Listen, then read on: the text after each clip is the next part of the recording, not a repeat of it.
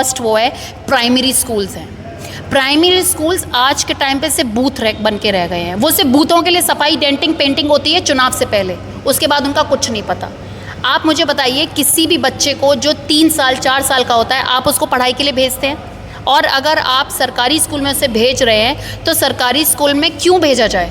वहाँ पर ना लाइट है, ना पंखा है, ना बिजली है। लाइट चली गई तो लाइट ही नहीं है। मिड डे मील मिल रही है तो उसमें कीड़े मकोड़े निकल रहे हैं। क्लासरूम की इतनी भी हाइजीन नहीं है कि बेटियाँ अगर वहाँ बैठें, मेंस्ट्रुएशन साइकिल्स होते हैं बेटियों को, तो वो वॉशरूम नहीं यूज़ कर पा रही हैं, इसलिए स्कूल्स छोड़ रही हैं। आप बेसिक चीज़ों पर क्यों नहीं कर रहे हैं? आप उनका विवेक इस तरीके से क्यों नहीं मजबूत कर रहे कि वो आने वाले समय में अपने लीडरशिप से पूछ सके कि भाई ये हमारी लड़ाई है। आप उन्हें इतनी मन बुद्धि बना दे रहे हैं, उनको एजुकेशन ही नहीं दे रहे हैं ताकि जो आए जैसे भी आए उससे हम सवाल ही ना पूछें।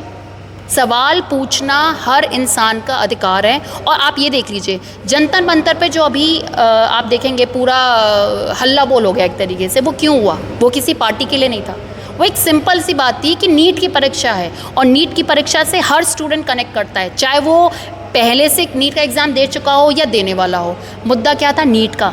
बात यह है कि आपको आज के टाइम पे क्रेडिबिलिटी और कहीं ना कहीं इस चीज़ को लेना पड़ेगा कि अगर गलती है तो आप उसको एक्सेप्ट करें और उसको सुधारें। मैंने हमेशा देखा है कि जब भी बीजेपी कहती है कि कांग्रेस ने ये किया, मैं मानती हूँ कांग्रेस ने बुरा किया, आप बेहतर करिए ना। हमने आपको इसलिए चुना है कि आप बेहतर कर सकें, तो आप बेहतर क्या कर रहे हैं? और अगर आप बेहतर नहीं कर सकते तो क्यों ना दूसरी पार्टी को ये दिया जाए। तो मेरा फिर से यही कहना है कि मेरा जो फतेहाबाद में रहेगा वो एजुकेशन रहेगी। एजुकेशन मेरी फर्स्ट प्रायोरिटी है। दूसरा, गड्ढे मुक्त।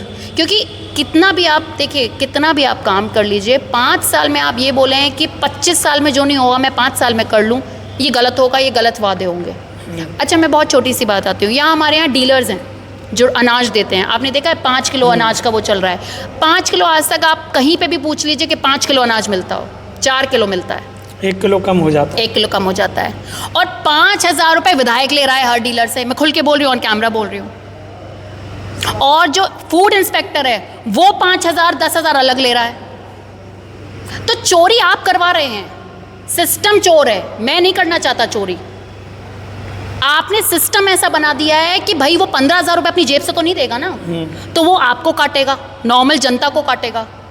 अब उसको मजबूरी में जनता को काटना पड़ रहा है। जनता कह रही है तू चोर है, अब उसे क्या पता मैं चोर नहीं हूँ, मेरा भी माई बाप बैठा है ऊपर। सही बात। तो ये सिस्टम बन चुका है। सिस्टम आपको जानबूझ के फेलियर बनना चाहती है।